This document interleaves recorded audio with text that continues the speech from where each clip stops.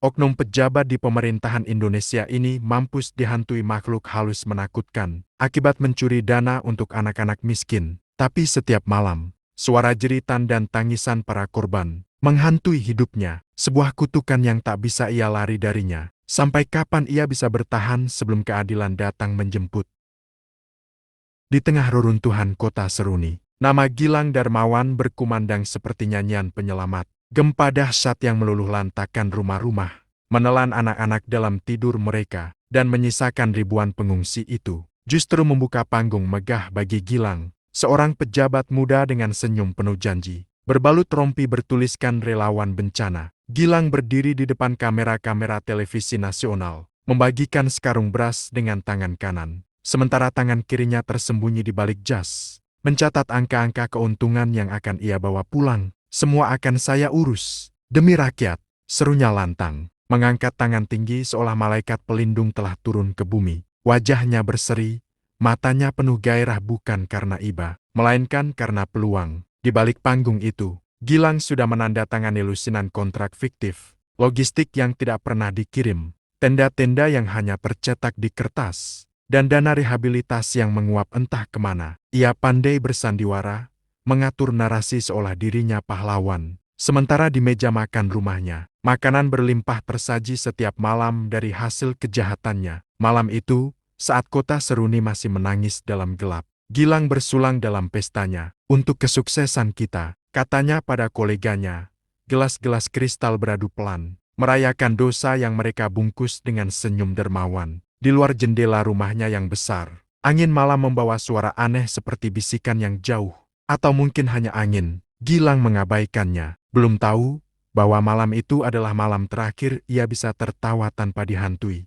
Di layar televisi, Gilang Darmawan tampak seperti penyelamat sejati. Tangannya mengusap kepala anak-anak yatim, sesekali memeluk ibu-ibu yang menangis kehilangan segalanya. Di balik siaran langsung itu, ada tim humas yang sigap mengatur sudut kamera, memastikan bahwa senyum Gilang terlihat paling tulus, paling manusiawi. Namun, di gudang belakang markas relawan, pemandangan yang berbeda terjadi. Tumpukan bantuan menggunung pakaian hangat, beras, selimut, obat-obatan tetapi sebagian besar tidak pernah sampai ke pengungsian. Beberapa dijual kembali dengan harga 3 kali lipat.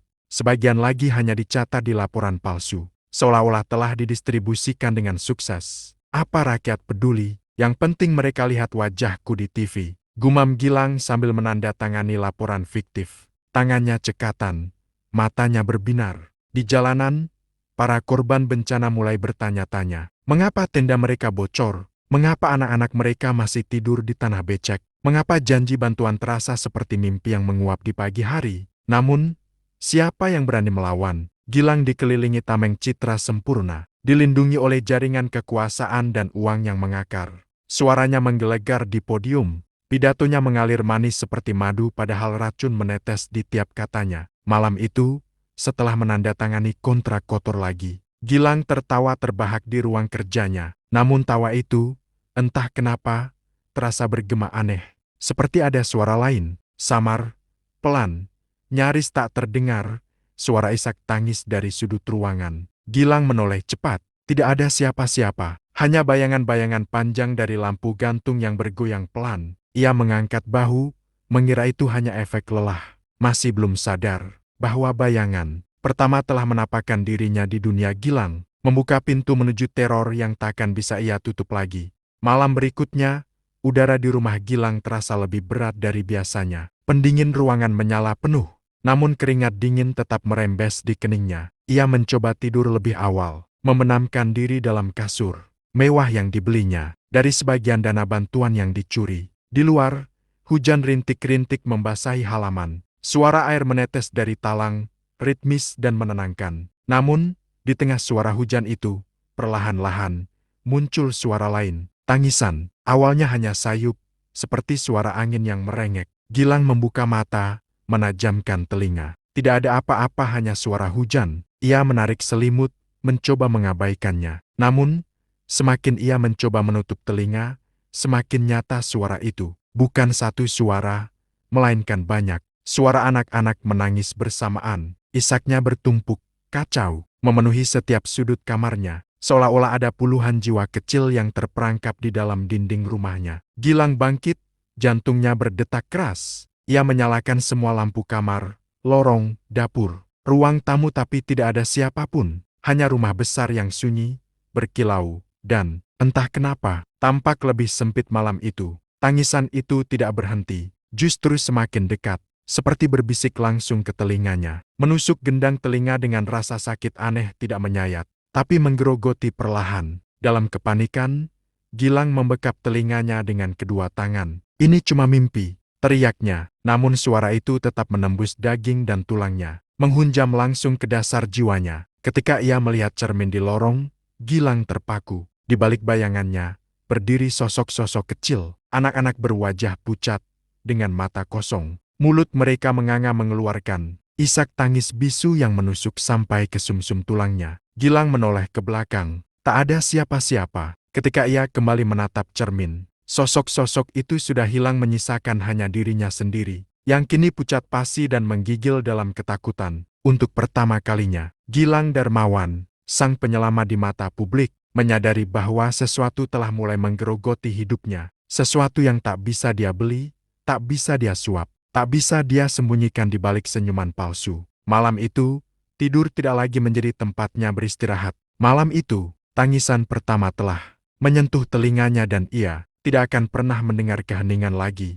Pagi hari, Gilang Darmawan duduk di kursi VIP sebuah acara amal. Dikelilingi pejabat lain, wartawan, dan tamu undangan. Ia mengenakan setelan abu-abu mahal, dasi biru muda yang menyeratkan kepedulian dan kesederhanaan. Citra yang ia poles habis-habisan. Acara berlangsung meriah. Tepuk tangan menggema saat Gilang naik ke atas panggung, menyampaikan pidato tentang pentingnya kejujuran dalam penyaluran bantuan. Namun di tengah pidatonya, saat ratusan mata tertuju padanya, tangisan itu kembali. Awalnya hanya sayup, seperti gangguan pendengaran. Tapi semakin Gilang berbicara, semakin keras suara itu menerjang telinganya. Bukan hanya satu atau dua, tapi puluhan. Ratusan tangisan bertumpuk-tumpuk, jeritan bayi, ratapan ibu, suara pecahan hati yang mengiris udara. Gilang menggertakkan gigi, mencoba tetap tenang. Ia mempercepat pidatonya, mengabaikan suara-suara itu hingga tiba-tiba, dari kerumunan, ia melihatnya, seorang anak kecil tubuhnya lusuh.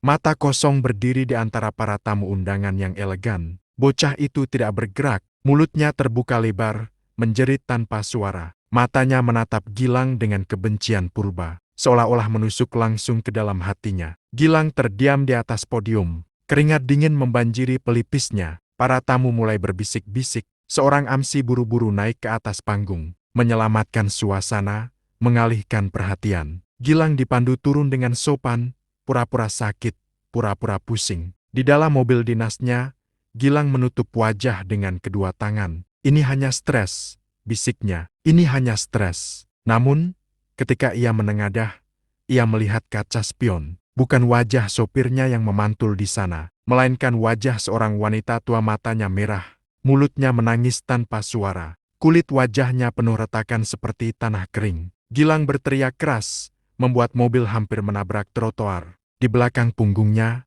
dalam bayangan-bayangan kendaraan yang berlalu lalang, wajah-wajah itu terus muncul diam, menangis, mendekat, memenuhi ruang yang dulu kosong. Dan untuk pertama kalinya, Gilang sadar, gangguan ini tidak lagi terbatas pada malam hari. Mereka telah masuk ke siang bolong, ke dalam dunia nyatanya. Sejak insiden di acara amal itu, hidup Gilang Darmawan berubah menjadi serangkaian ketakutan yang tak berujung. Tangisan itu, yang dulu hanya terdengar samar di malam hari, kini menjeratnya di setiap sudut waktu. Saat ia membuka laptop di ruang kerjanya, tangisan bayi terdengar lirih dari sela-sela tombol keyboard. Saat ia menandatangani kontrak baru di meja rapat, air matanya hampir jatuh karena bisikan anak-anak yang memohon. Lapar, lapar. Saat ia menghadiri pesta para pengusaha sukses, bayangan wajah-wajah pucat itu meliuk di antara lampu-lampu. Pesta seperti kabut beracun. Setiap orang yang menatapnya, sopir, sekretaris, rekan kerja, tampak seolah memiliki mata yang sama. Mata korban, mata yang menyimpan luka dan pengkhianatan. Gilang mencoba menenangkan dirinya dengan minum minuman keras, mengkonsumsi obat tidur, bahkan memanggil pendeta dan paranormal. Namun semuanya sia-sia. Tangisan itu semakin liar, tidak hanya mengiris telinganya, tapi kini seperti mencakar dari dalam kepalanya. Suatu sore, di tengah hujan deras, Gilang memutuskan pergi ke sebuah restoran elit untuk mencari ketenangan. Ia duduk di pojok ruangan, memesan makanan mahal. Saat hidangan datang sepiring besar steak lezat, ia melihat darah mengalir dari daging itu, dan dari dalam piring, muncul tangan-tangan mungil yang mencakar permukaan, berusaha keluar sambil menangis. Gilang terduduk ketakutan, menjatuhkan piring ke lantai. Semua tamu memandangnya aneh. Bagi mereka, Gilang hanya seorang pria kaya yang bertingkah aneh. Tapi bagi Gilang sendiri, dunia sudah mulai runtuh. Batas antara kenyataan dan kutukan telah retak dan ia tenggelam perlahan di dalamnya. Malam itu, untuk pertama kalinya, Gilang tidak berani memejamkan mata, karena ia tahu, saat mata tertutup, wajah-wajah itu akan lebih nyata daripada dunia yang bisa ia lihat. Pagi itu, Gilang Darmawan bangun dengan rasa perih yang tajam di kedua telinganya. Bantal sutra mahal yang ia tiduri penuh bercak merah darah, kental mengalir dari lubang telinganya, mengering di sepanjang rahang. Panik, Gilang berlari ke kamar mandi. Saat melihat cermin, ia hampir tak mengenali dirinya sendiri. Matanya cekung, kulit wajahnya pucat keabu-abuan. Di sekitar telinganya, kulit tampak meradang, membentuk retakan-retakan kecil, seperti tanah kering yang haus air. Dan dari retakan itu, setiap kali ia menggerakkan rahangnya, terdengar lirih suara tangisan. Tangisan itu kini berasal dari dalam tubuhnya sendiri. Gilang memegangi kepala, membenturkan dirinya ke dinding, berusaha menghentikan suara-suara itu sia-sia. Semakin keras ia mencoba membungkam, semakin lantang jeritan itu bergema di dalam kepalanya, mengguncang sampai ke tulang belakang. Dalam keputusasaan, ia menghubungi dokter spesialis. Hasil pemeriksaan menunjukkan tidak ada kelainan serius pada fisiknya. Telinga luar normal, tidak ada infeksi, tidak ada cedera. Dokter hanya menyarankan, mungkin stres berat, Pak Gilang. Mungkin sebaiknya Anda istirahat. Istirahat. Bagaimana bisa ia istirahat ketika setiap detik, dari dalam telinganya sendiri, ia mendengar jeritan, tangisan, bisikan amarah dari jiwa-jiwa yang dirampas haknya. Gilang mulai memakai kapas tebal untuk menutup telinganya kemanapun ia pergi. Namun suara itu tetap menembus. Lebih parah lagi, sekarang setiap kali ia bertemu orang sopir, pelayan, bahkan orang asing di jalan, wajah-wajah mereka akan seketika bergeser, seolah-olah berubah menjadi wajah para korban bencana. Anak-anak tanpa kaki, ibu-ibu dengan tangan berlubang, wajah penuh lumpur dan darah. Dunia telah berubah menjadi panggung penyiksaan baginya, dan Gilang tak bisa memalingkan wajah, tak bisa menutup telinga. Ia kini hidup dalam penjara tak kasat mata, penjara dari suara dan wajah-wajah yang tidak pernah ia tolong, yang justru ia hianati. Malam itu, untuk pertama kalinya, Gilang mulai berpikir, mungkin aku sudah mati, dan ini nerakaku sendiri. Gilang Darmawan tidak lagi hidup di dunia yang sama. Dinding-dinding rumahnya, yang dulu dipenuhi lukisan mahal dan lampu kristal, kini tampak seperti dinding penjara berlumur air mata. Di setiap sudut ruangan, dari retakan-retakan kecil di lantai dan plafon, terdengar suara-suara kecil merintih seperti rumah itu sendiri ikut menangis. Setiap langkah yang ia ambil, lantai seolah lengket, berat, seakan-akan ia berjalan di atas lumpur penuh darah. Setiap pintu yang ia buka, bukan membawa ke ruangan biasa, tapi ke ruang-ruang aneh. Ada lorong panjang tak berujung yang dindingnya dipenuhi tangan-tangan kecil menggapai, memohon belas kasih. Ada kamar mandi yang cerminnya hanya memantulkan bayangan dirinya saat pertama kali menandatangani kontrak korupsi. Ada dapur yang kompor-kompornya mengeluarkan suara jeritan setiap kali ia menyentuhnya. Waktu pun mulai letak, pagi dan malam bercampur. Kadang-kadang, di tengah hari, langit di luar jendela berubah menjadi kelam, penuh suara ribuan orang berdoa dengan isak tertahan. Tak ada lagi perbedaan antara mimpi dan nyata. Gilang berjalan dalam rumahnya seperti mayat hidup, mata kosong, telinga terus mengalirkan darah. Wajahnya kian hari makin cekung seperti mengering dari dalam. Pada satu titik, ia berusaha kabur. Ia berlari ke jalanan, menerobos hujan deras yang tiba-tiba turun. Namun dunia di luar pun telah berubah. Gedung-gedung megah tampak runtuh di kejauhan. Jalanan dipenuhi anak-anak kecil berbaring kedinginan. Orang-orang tua menangis tanpa suara. Para ibu memeluk tubuh bayi-bayi yang membiru. Setiap wajah menoleh menatap Gilang. Setiap mata penuh luka dan kebencian. Suara itu suara ribuan tangisan dan jeritan. Kini tidak hanya menyerang telinganya, tapi menggetarkan seluruh tubuhnya, seperti gempa kecil yang tidak pernah berhenti. Gilang menjerit sekencang-kencangnya di tengah jalan, namun suara jeritannya sendiri tenggelam,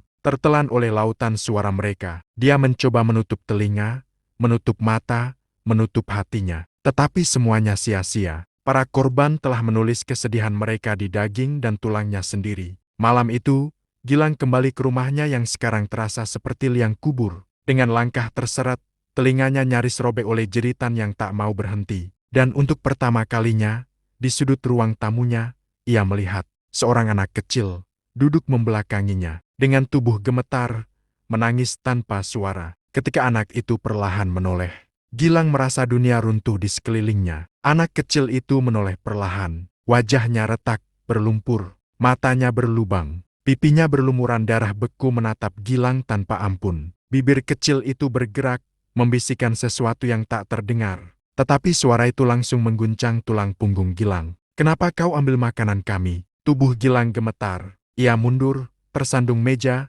jatuh terduduk di lantai. Anak kecil itu tetap di tempatnya, menangis tanpa suara. Air matanya menetes ke lantai dan berubah menjadi darah kental yang mengalir perlahan menuju kaki Gilang. Gilang mencoba bangkit, berlari ke cermin di ruang tamu, ingin memastikan bahwa dirinya masih normal, masih manusia. Namun saat ia menatap cermin, bukan wajahnya yang muncul. Di cermin, ia melihat wajah seorang pria setengah hancur. Kulit wajahnya terkelupas, memperlihatkan lapisan daging merah di bawahnya. Matanya membengkak, menghitam, seperti korban yang tertimpa reruntuhan. Telinganya sobek, mengeluarkan darah hitam, dan dari mulutnya, suara tangisan bayi keluar tanpa henti. Wajah itu perlahan-lahan menyesuaikan gerakan dengan dirinya sendiri. Setiap ia membuka mulut untuk berteriak, wajah di cermin hanya menangis. Setiap ia menggeleng, wajah itu menunduk dalam kesedihan yang menghantui. Gilang membanting cermin itu hingga pecah berantakan. Pecahan kaca beterbangan, melukai tangan dan mukanya. Namun bahkan di pecahan-pecahan kecil itu, ia masih melihat ratusan versi dirinya. Semua berubah menjadi wajah-wajah korban. Semua menangis. Semua mencelanya tanpa suara. Di tengah kepanikan itu, dinding-dinding rumah mulai mengelupas, seolah membusuk dari dalam. Dari celah-celah tembok, tangan-tangan kecil menjulur keluar, menggapai Gilang, meraih tubuhnya, menariknya perlahan ke dalam dinding seakan-akan rumah itu hidup, lapar, dan menagih bayarannya. Gilang menjerit, meronta, menangis seperti anak kecil. Tapi tak ada yang datang menolong, tak ada satupun. Malam itu, Gilang mengurung dirinya di kamar mandi, menggigil di pojok ruangan, membekap telinganya dengan handuk basah, merintih sendirian. Sementara dari sekelilingnya, dari keran air, dari saluran pembuangan, dari celah pintu, tangisan-tangisan itu terus mengalir tanpa henti. Dan di dinding kamar mandi, dengan darah yang merembes keluar sendiri, muncul tulisan samar. "Kami tidak mati untuk dilupakan." Gilang Darmawan sudah kehilangan segalanya, waktu, ruang, bahkan dirinya sendiri. Ia terjebak dalam pusaran hari-hari yang tak berujung, berjalan di antara dinding-dinding yang berubah menjadi tubuh-tubuh korban, dinding yang merintih, lantai yang berdetak seperti jantung sekarat, langit-langit yang meneteskan darah perlahan seperti hujan sial. Setiap malam, wajah-wajah itu bertambah. Mereka mendekat, berbisik di telinganya yang luka, mengucapkan nama-nama yang tak pernah ia kenal, nama anak-anak yang kelaparan karena bantuan yang tak pernah sampai, nama ibu-ibu yang kehilangan rumah, nama lelaki-lelaki yang mati di bawah puing-puing karena janji-janji kosong. Nama-nama itu membakar telinganya, menancap di pikirannya seperti paku berkarat. Gilang berusaha berlari keluar rumah, ke jalan, kemana saja. Tetapi dimanapun ia berada, dunia telah berubah menjadi satu lautan besar penuh wajah menangis. Ia tidak lagi bisa membedakan mana manusia, mana bayangan. Kadang-kadang, di antara keramaian pasar, semua orang mendadak berhenti berbicara, berbalik menatapnya dengan wajah kosong, mata berlubang, menangis tanpa suara sampai udara terasa membeku. Kadang-kadang, saat ia menutup mata di tepi jalan, ia terbangun di tempat yang tak dikenalnya. Sebuah tanah tandus, penuh tubuh-tubuh kecil yang tidur tanpa bangun, dan di atasnya, langit kelabu yang meraung pilu. Satu malam, saat tubuhnya lemah terseret ke dalam kamar tidurnya sendiri, Gilang mendapati dirinya berdiri di depan cermin yang belum pecah sepenuhnya. Kali ini, Ia tak lagi melihat sosoknya. Yang berdiri di cermin adalah ratusan wajah kecil. Semuanya berdesakan, saling mendorong, saling menangis. Semua memandangnya dengan tatapan penuh pertanyaan. Kenapa? Gilang menjerit, meninju cermin itu. Namun yang pecah adalah tangannya sendiri. Dari lukanya, bukan darah yang keluar, melainkan air mata kental, hitam, berbau busuk. Air mata dari anak-anak yang tak pernah mendapat perlindungan. Tubuhnya mulai retak, seperti tanah yang ditinggalkan kekeringan. Kulitnya mengelupas perlahan, memperlihatkan jaringan-jaringan luka yang bergerak di bawah permukaan. Telinganya yang dulu berdarah kini robek sepenuhnya, dan dari lubangnya, terdengar suara ribuan bayi menangis serempak, membanjiri ruangan dengan isakan yang memekakan dunia. Gilang merangkak ke tengah ruangan, menggapai-gapai udara. Namun yang ia raih hanyalah tangan-tangan kecil yang mencengkeramnya, menariknya masuk ke dalam lantai yang kini berubah menjadi lumpur merah. Dalam pekat malam itu, satu suara menggema lebih jelas dari semuanya. Kau makan hak kami, kini kami memakanmu. Dan Gilang Darmawan pun tenggelam dalam lautan tangisan, tanpa pernah bisa naik ke permukaan lagi. Beberapa hari setelah kepergian Gilang Darmawan, rumah megahnya yang dulu gemerlap kini berdiri kosong dan suram di tengah kota Seruni. Rumput liar menjalar di halaman, cat dinding mulai mengelupas, dan lampu-lampu gantung mewah bergoyang sendiri diterpa angin, yang terasa lebih dingin dari biasanya. Masyarakat mulai bertanya-tanya. Ada yang berkata Gilang melarikan diri ke luar negeri membawa harta haramnya. Ada yang berbisik-bisik tentang utang besar yang membuatnya menghilang. Namun, tak ada satupun yang benar-benar tahu apa yang terjadi. Yang mereka tahu hanyalah satu hal aneh. Setiap malam, dari dalam rumah kosong itu, terdengar suara-suara tangisan. Tangisan anak-anak, tangisan wanita tua, tangisan pilu yang membuat bulu kuduk berdiri bagi siapapun yang lewat. Beberapa warga yang penasaran mencoba mendekat, namun begitu mereka menyentuh pagar rumah, suatu rasa berat menyerang dada mereka, seperti dipeluk oleh kesedihan yang tak berujung. Ada yang mengaku melihat bayangan kecil di jendela lantai atas. Seorang bocah lusuh yang memandangi jalanan, seolah menunggu seseorang yang tak pernah datang. Pihak berwenang akhirnya memasang papan peringatan di gerbang. Rumah ini ditutup, berbahaya untuk umum. Tapi semua tahu, bukan karena bangunan itu rapuh, melainkan karena dosa yang meresap ke batu-batunya, ke kayu-kayunya, ke udara yang mengelilinginya. Rumor pun menyebar bahwa rumah itu telah menjadi tempat berkumpulnya roh-roh korban bencana yang pernah diabaikan Gilang. Bahwa rumah itu kini adalah monumen abadi dari keserakahan dan pengkhianatan. Setiap malam, angin membawa tangisan itu melintasi gang-gang sempit, melewati pasar, melewati rumah-rumah sederhana, seakan dunia sendiri mengingatkan bahwa kesalahan yang dipendam tidak akan pernah benar-benar hilang. Dan di tengah semua itu, di ruang tamu rumah kosong itu, masih ada satu cermin retak berdiri, memantulkan siluet samar seorang pria, berlutut, menangis, mencoba menutup telinganya yang sudah tidak utuh lagi. Waktu berlalu, rumah Gilang Darmawan tetap berdiri, menjadi bagian dari pemandangan yang dihindari semua orang. Anak-anak kecil dilarang mendekat, orang dewasa hanya berani lewat dengan kepala tertunduk, mempercepat langkah saat angin malam mulai membawa bisikan-bisikan samar. Tangisan itu tidak pernah berhenti, seolah-olah rumah itu bernafas. Dan setiap hembusan nafasnya membawa kesedihan yang menusuk tulang. Beberapa tahun kemudian, saat kota Seruni membangun kembali gedung-gedungnya, ketika jalanan diaspal ulang dan pusat perbelanjaan berdiri megah, rumah Gilang tetap dibiarkan terbengkalai. Seperti luka lama yang tak bisa ditutup,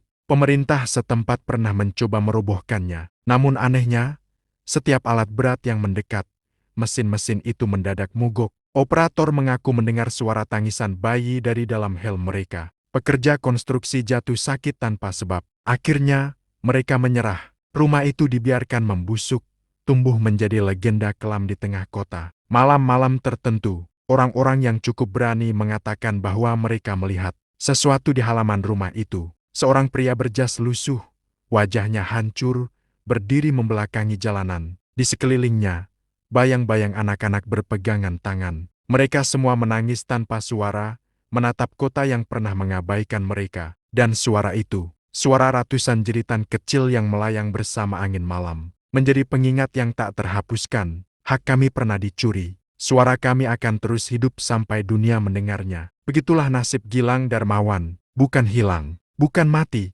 tetapi terjebak abadi dalam kesalahan yang tak termaafkan. menjadi bagian dari tangisan dunia yang takkan pernah lagi memberi ruang untuk kebohongan dan ketamakan.